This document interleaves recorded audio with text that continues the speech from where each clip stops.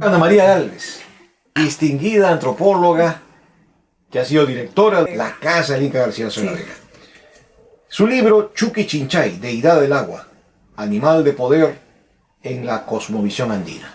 Es un texto realmente impresionante por el contenido, aparte de que está bellamente publicado, limpiamente presentado, en dos versiones, en rústica y en pasta dura, pero lo sorprendente, tal como dice el doctor Kaufman Doy en la presentación, es un texto con muchas novedades y que da un giro a la comprensión de la cosmovisión andina.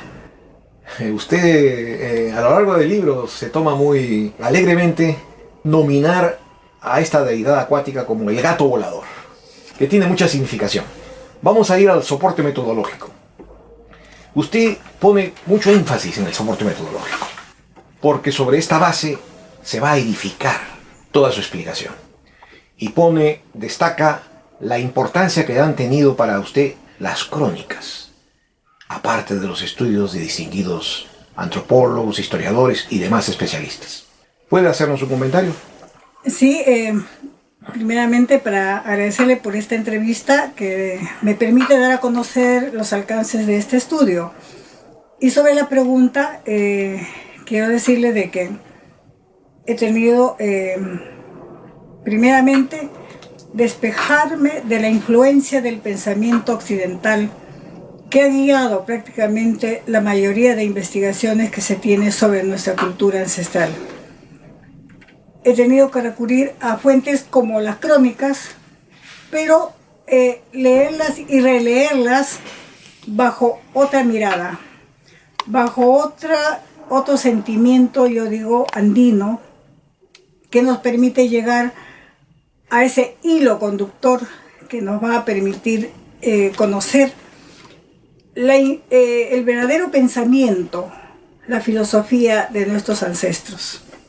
Ajá, y sobre el soporte metodológico hay un acápite que se llama, en pregunta, Arte en la cultura prehispánica, justamente aludiendo a una fuente, que son los textiles, los huacos, en fin, hasta la arquitectura.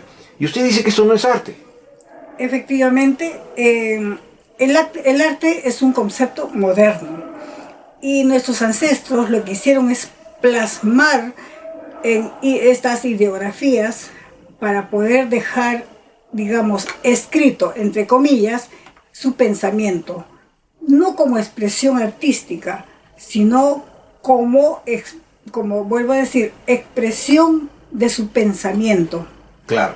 Por eso es que usted en el siguiente capítulo habla de felinos y descolonización del pensamiento, para poner mucho énfasis en que el gato montés fue sustituido dentro del imaginario y de la ideología europea por el leopardo, por el jaguar, que no era tal cosa, sino es el gato montés. Efectivamente, los españoles que vinieron trajeron en su ideario los animales que figuraban en sus escudos emblemáticos, como el león, y quisieron buscar en la fauna americana ese mismo referente.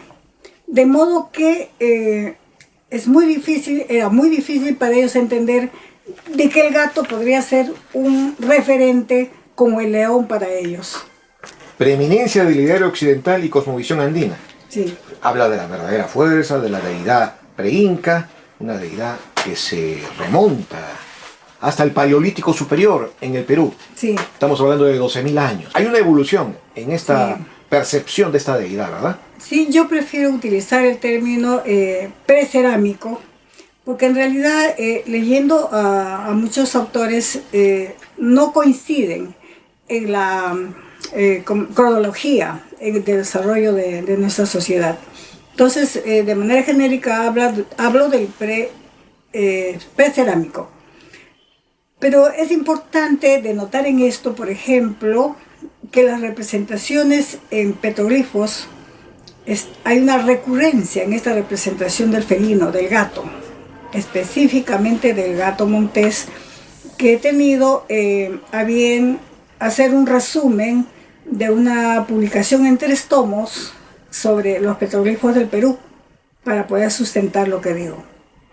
estamos hablando de esa mirada de miles de años que tuvo nuestros antepasados para poder representar a esta figura del gato montés. Justamente hablando del ideario occidental, se llama el subsiguiente capítulo Preeminencia del ideario occidental y la cosmovisión andina. Y allí usted dice que pasó desapercibida en la cosmovisión andina el gato montés porque el ideario occidental prácticamente lo identificó con el demonio. Ya. Este es un tema muy importante. En las crónicas, los cronistas han puesto, estos indios adoran al demonio. Estos indios tienen costumbres demoníacas. Y bueno, me puse a pensar y a investigar de dónde viene esta comparación del demonio. Y esto me permitió llegar hacia lo que aconteció en siglos pasados en Europa y Asia, cuando se da la peste bubónica. En esta etapa, en el siglo IX todavía, un papa emitió una bula indicando de que el gato era el demonio y el gato negro era el mismo Lucifer. Entonces el gato fue prácticamente quemado en grandes fogatas en Europa junto con las brujas, haciendo alusión de que eran el demonio y las brujas también consideradas como tales, ¿no? En este proceso se da un quiebre entre la extinción de los gatos y la proliferación de las ratas, que es lo que produce la peste bubónica o peste negra. Claro. Cuando llegaron los españoles, ellos quedaron sorprendidos de ver cómo en América, o por lo menos en el Perú, se adoraba, se veneraba al gato. Y entonces de ahí viene la denominación adoran al demonio, porque el gato fue denominado demonio en el viejo mundo. Entonces, este es un sustento, para mí, un sustento más de que era el gato el animal de poder, el animal venerado en nuestras sociedades ancestrales. A propósito de venerado, luego usted habla del proceso de deificación del gato montés, a continuación Titihuiracocha y el incomprensible Dios, y acto seguido el cosmos, la Vía Láctea. Sí. Pléyades, constelaciones, Yacana, Cabrillas, el Pesuche. Claro, vinculando muy bien que una sociedad agrocéntrica era también una sociedad cosmocéntrica. Bien. Sobre el Titihuiracochán, incomprensible Dios. Esta frase, si la analizamos, efectivamente está expresando que no es posible, es incomprensible para la mente occidental que el Titihuiracochán sea una deidad. Entonces, Titi en Aymara quiere decir gato montés. Y muy bien lo expresa este cronista Cristóbal de Molina, es el que dice Titihuiracochán, incomprensible Dios. Entonces he hecho un análisis de esta frase y que ello conduce a Titi, que es gato montés en Aymara. Pero también hace usted mucho énfasis en la presencia del gato montés en la mesa cósmica. Efectivamente. A ver, el gato montés es la deidad que se encuentra representada en las constelaciones brillantes y oscuras de la Vía Láctea. Ese es el animal que está vinculado al fenómeno meteorológico, con la lluvia, el granizo, el rayo.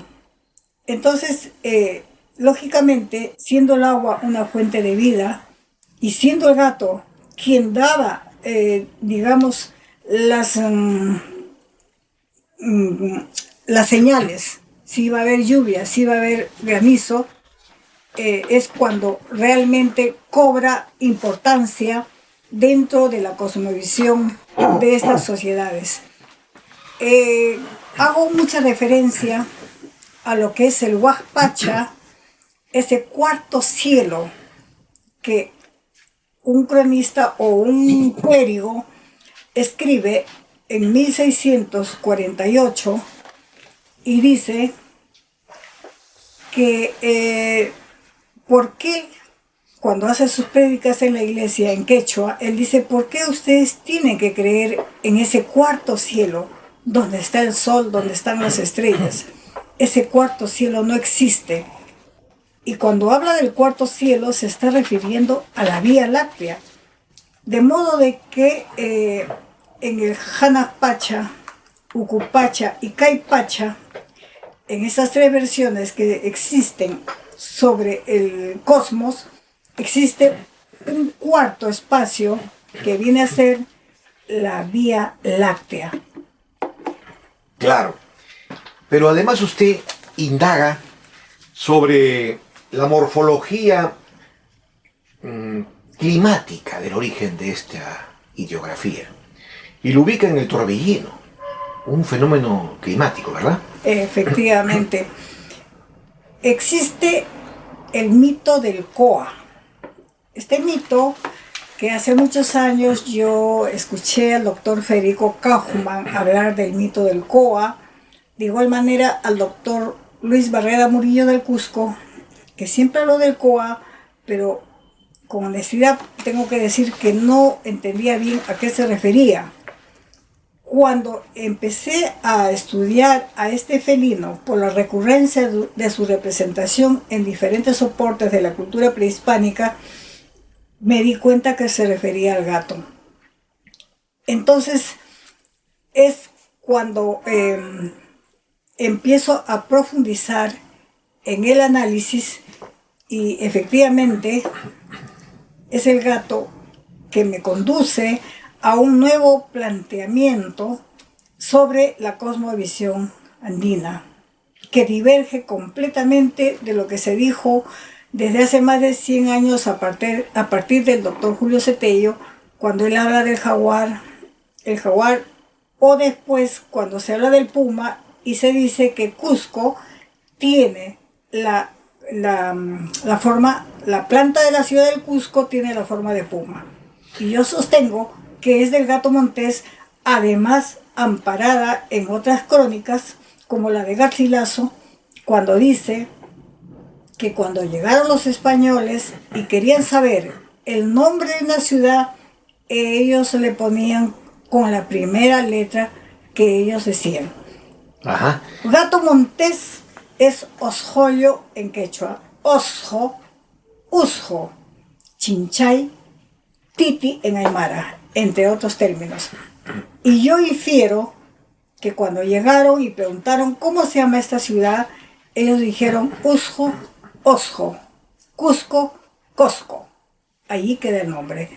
Y este es un planteamiento en base a estas evidencias que he podido encontrar, que lamentablemente difiere de lo que plantean algunos especialistas en este tema. Claro, usted en realidad enmienda la plana a Julio Cetello, con mucho respeto. Por supuesto. Pero también usted vuelve a reconfigurar la fauna cósmica sagrada, incluyendo al gato montés en ella. Sí. Por eso que habla del mito del Coa. Sí, mito del Coa. Bueno, entonces, ¿no? Yendo a eso, se habla del mito del Coa, que yo considero es un mito milenario que está vigente en las comunidades andinas. Cuando uno pregunta si conocen al Coa, ellos dicen sí, conocemos al Coa, a ese animalito de piel con motas anaranjadas, y que cuando lo vemos es signo de que va a caer el granizo. Entonces, ese es uno de los aspectos del gato. Y curiosamente y por casualidad, cuando ya estuvo el libro prácticamente en diagramación, leí en el Facebook un fenómeno meteorológico que fue registrado en la zona de Cusco, en Piuray, la laguna de Piuray. Cuya foto le incluye acá. Exacto. Y entonces ahí se ve una nube negra con un haz que conecta a la laguna. Y yo en ese momento, cuando vi esto, me acordé de un episodio que hice en el Cusco cuando di una información adelantada sobre mi trabajo y al final un señor de Chumbivilcas, de la zona alta del Cusco, se acercó y me dijo, lo que usted está diciendo es cierto. En mi pueblo, cuando vemos la nube negra con un gas que viene hasta la laguna, decimos que es el coa, que es el gato, que es el felino. A propósito de la fauna cósmica sagrada, ¿cómo el gato montés quedaría como la divinidad suprema?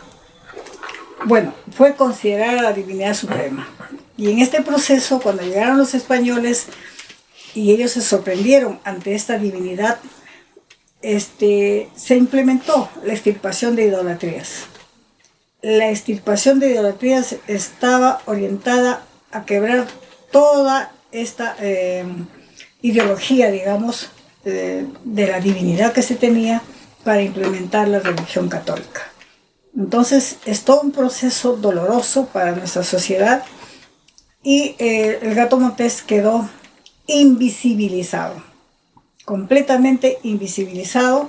De allí que científicos que estudiaron después los felinos hablaron de jaguar, hablaron del puma, ¿no? Hablaron de todo lo que ellos sembraron los españoles. Pero observando los objetos arqueológicos y releyendo las crónicas y haciendo un trabajo de campo para poder recuperar los mitos y leyendas, nos damos con que es el gato montés. La divinidad suprema. La divinidad suprema ancestral. Claro. Y entonces usted procede a hacer un registro de algunos sitios arqueológicos testimoniales y dice, por ejemplo, que está presente en los geoglifos de Nazca, Sí, en los geoglifos de Palpa, sí. en la cultura Chachapoyas, en la ofrenda de la fundación de Piquillacta, Sí. en Cusco. Entonces, estos son los verdaderos sitios testimoniales. Yo diría que en todo el Tahuantinsuyo está presente el gato montés. En todo el Tahuantinsuyo. Está en Ecuador, está en Bolivia, está en Chile, está en Argentina, en todas las partes donde hubo la influencia de nuestra cultura de Inca, que fue la que consolidó las anteriores, ¿no? Y es por eso que el gato montés, como deidad del agua, llamado también Chucky Chinchay, está presente en el altar del Coricancha. Así es. Entonces, Chinchay también quiere decir gato en quechua. Y Chucky es oro en aymara. Es una palabra compuesta aymara quechua. Entonces, si estaba en el altar del Coricancha, quiere decir que era la figura más importante en la ideología, en la espiritualidad prehispánica. El puma, o el concolor, el puma, de acuerdo a las crónicas, custodiaba, en el caso del Coricancha, custodiaba el Coricancha. Y el que estaba en el altar era el Chucky Chinchay, el gato de oro. Y este gato está contextualizado con el granizo, con las nubes, con todos los fenómenos meteorológicos que se representan en este ideograma que hace Salcamayhua en su libro, en su crónica de 1612. Y por eso que está presente en el cuarto mundo andino, el Huapacha. El Huapacha. De ahí viene la representación del gato montés, de la Vía Láctea, de la representación entre las constelaciones brillantes y oscuras. Pero ¿por qué el carácter teocrático de Huacas frente al sol? Cuando asume Pachacútec como líder inca, él hace una referencia a que se tiene que venerar al sol y no a lo que se venera en las huacas. Entonces se da todo un proceso. Él era un líder, ¿no?, inca, y también planteó al sol como la veneración que se daba a partir de su gobierno, digamos, ¿no? Entonces, en la crónica puede leerse, por ejemplo, cómo las personas que se aferraban a su culto en las huacas, donde estaba el gato, Pachacútec dispone que no importa que se les da permiso para que se siga venerando en sus huacas, a sus huacas, pero que se dé importancia al sol. Entonces, eso es un manifiesto que está en las crónicas que evidencia que efectivamente hubo un choque cuando se dispone que se adore al sol y se deje de lado a lo que se veneraba en las huacas. ¿Y cómo quedó entonces Chuquichinchay? Quedó, como digo, invisibilizado, ¿no? Desde los incas, cuando se dice que se tiene que adorar al sol y no a las deidades anteriores. Entonces la invisibilización Sí, viene desde los incas. viene desde los incas. Por ejemplo, en los mitos de Huarochirí puede leerse que se convoca, el Inca convoca, dice, en el Jaucaipata, en la Plaza de Armas del Cusco, a todas las huacas, porque encontró que 3 ciudades, 3 pueblos se habían rebelado contra los incas. Entonces el Inca dice, tengo que convocar a las huacas porque ellos me van a ayudar a que estos pueblos se sometan a mi mandato. Y convoca a Pariacaca, bueno, todas las huacas van al Cusco. Entonces el Inca pues expone que tales y tales ciudades de pueblos están rebelados. Y las huacas se escuchan callados y estaba allí el hijo de Pariacaca. Y le dice, Inca, yo puedo vencer a esos pueblos. Inca, casi sol, le dice, ¿no? Yo puedo vencer a esos pueblos. Dame una litera, dame los pueblos que me lleven y yo voy a vencer. Entonces va el hijo de Pariacaca y provoca una aluvión y los pueblos desaparecen. O sea, se sirvió prácticamente del gato volador.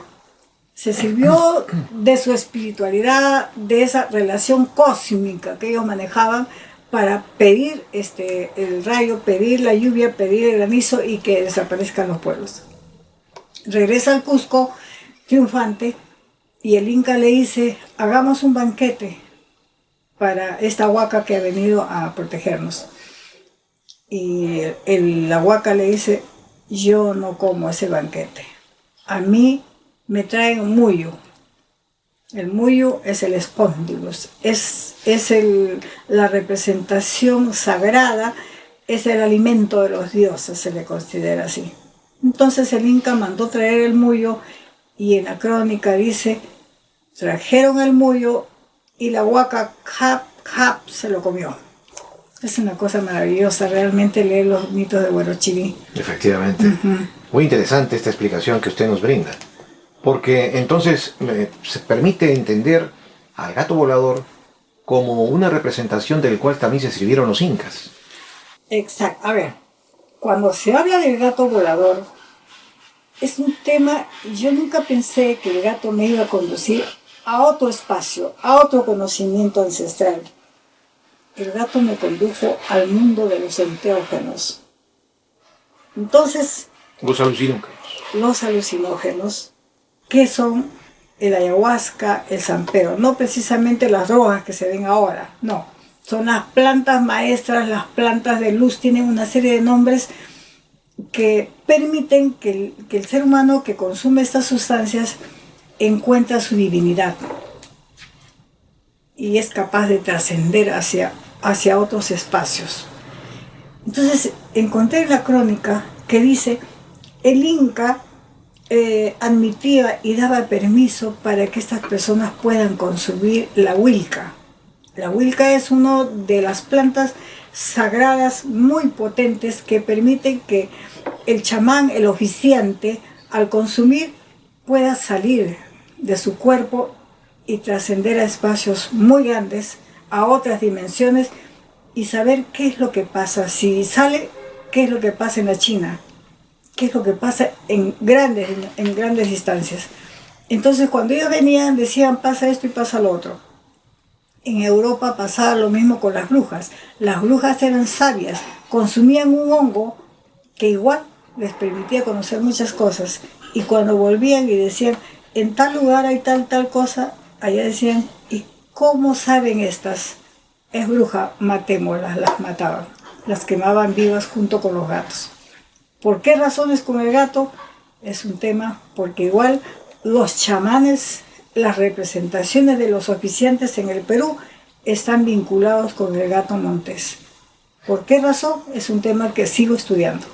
O sea que es muy probable que la actividad chamánica perciba en sus visiones al gato volador. Así es. Ahora, usted habla algunas representaciones de felinos en periodos neoinca, colonial y republicano. O sea, hay una continuidad. Hay una continuidad. Efectivamente, tenemos representaciones desde, como digo, desde el precerámico con los petroglifos, geoglifos, pinturas rupestres. Tenemos en los mantos, en los textiles, en las cerámicas, en diferentes soportes. Y también se da una expresión en algunos textiles coloniales, pero un poco llegándose a ver la figura más o menos como de un puma, de un jaguar, ¿no? Y en algunos casos consideran todavía lo que caracteriza al gato montés, que son los anillos en patas y cola. Entonces se da una situación híbrida. Claro. Hace usted también una interesante observación sobre el geoglifo de Nazca de aquel felino, que usted lo llama gato, que tiene aparentemente 5 patas, pero esa sí. quinta pata no es pata, sino es el orín, la micción, que representa en la simbología cósmica la lluvia. Sí, efectivamente. Existe un mito milenario, como digo, que es el Coa, que dice que el gato bota granizo, bota rayos y su orín se convierte en lluvia. Es un mito que lo ha registrado o está en los escritos todavía de Julio Cetello de hace más de 100 años. Él no le pone gato, él le pone Lari, y describe todo el fenómeno del gato montés. Entonces, he hecho un análisis del mito y la representación del geoglifo de Nazca, que unos le dicen que es perro, otros le dicen que es camélido, otros le dicen, bueno, son 3 denominaciones que tiene este geoglifo, pero coincide plenamente con el mito del Coa. Y la cabeza de este geoglifo es igual a la representación del gato montés que está en Toro Muerto, en Arequipa. La cabeza es igualita, ¿no? Y claro, se le ve la micción que tiene debajo de la cola, que es el agua que se convierte en lluvia en el desierto. Eso le permite a usted afirmar que los geoglifos de Nazca en realidad no son calendarios, como pensaba María Reich, sino que es un lugar en el que se invitaba a la deidad a posarse, como un regalo que se le pedía y que él concedía. Por eso eran tan grandes, para que la deidad se posara allí. Sí, realmente lo de Nazca y muchas otras representaciones son todo un misterio. Y en este caso que yo digo de este geoglifo, para mí, de acuerdo al mito, es el gato montés. Aquel animal, aquella deidad que propicia la lluvia, porque su orín se convierte en lluvia. Leyendo nuestra historia, que a veces no se difunde, porque nosotros hemos recibido una educación oficial distorsionada, cuando se nos dice que los españoles nos trajeron, en fin, que el idioma nos trajeron, la religión. Bueno, nosotros no éramos mudos, teníamos idioma, ¿no? Que nos trajeron el castellano, perfecto, pero no que nos trajeron el idioma. Nos trajeron la religión cristiana, pero aquí también nuestros ancestros tenían sus propios sentimientos espirituales y sus deidades que estaban vinculados a estos fenómenos que les daba vida. Además de que en su pensamiento estaba el completo respeto a la naturaleza, porque la naturaleza para ellos era parte de la vida, tenían espíritu como un ser humano. Y esa es la diferencia con lo que existe hoy, cuando hay una depredación de nuestros recursos bajo el nombre o el sentimiento de progreso o desarrollo, ¿no? Entonces, ¿qué trae ese progreso y desarrollo? Trae muchos problemas para nosotros. Pero bueno, ese es otro tema. Y yendo a la pregunta, existe pues un expolio de nuestro patrimonio cultural que se ha dado desde hace más de 100 años, cuando, bueno, vinieron extranjeros a estudiar y llevaron muchísimo de nuestro patrimonio para ser estudiados. En realidad hicieron saqueo. Y no han devuelto. Exacto. Fueron a estudiarse y no han devuelto. Son miles de objetos. En la última parte yo he puesto una cerámica que fue extraída de Ancón y llevada a Alemania, entre miles de objetos que fueron, y he podido hacer el estudio iconográfico, donde identifico al Chiuque Chinchay y identifico al granizo. Esa textura que existe en los objetos arqueológicos, que los arqueólogos le ponen piel de ganso, pero no es piel de ganso, es el granizo vinculado al gato montés. Claro, claro, sí. Pero su libro, interesantemente, concluye con una llamada de atención a los gobiernos, Sí. para que pongan más énfasis en la recuperación del tesoro cultural que tiene el Perú, prácticamente confiscado en los museos que usted ha detallado en Europa. Sí, efectivamente, en Europa, Estados Unidos, donde algunos objetos se exhiben en su materialidad, ¿no? Es de cerámica, mide tanto por tanto, pero esos objetos tienen un contenido iconográfico para estudiar riquísimo, para saber la verdadera filosofía de nuestros ancestros, que ellos no están en condiciones de estudiar, porque todavía nosotros los peruanos, yo digo, tenemos en nuestro ADN esa capacidad de poder entender esa visión de nuestros antepasados. Si nos adentramos un poquito en las comunidades campesinas y vemos que todavía está vigente muchos mitos que se reflejan en las evidencias arqueológicas que hay hoy en día. Ana María Gálvez, felicitaciones por este descubrimiento de envergadura del gato montés como la deidad del agua. Y tiene usted aquí su casa para seguir siendo entrevistada y promocionando sus investigaciones cruciales. Muchísimas gracias. Este libro, El gato montés, me ha llevado hacia otros campos que hoy estoy también ya haciendo un par de libros específicos sobre temas que se han derivado de esta investigación. Maravilloso. Será siempre usted bienvenida. Muchísimas gracias. A usted.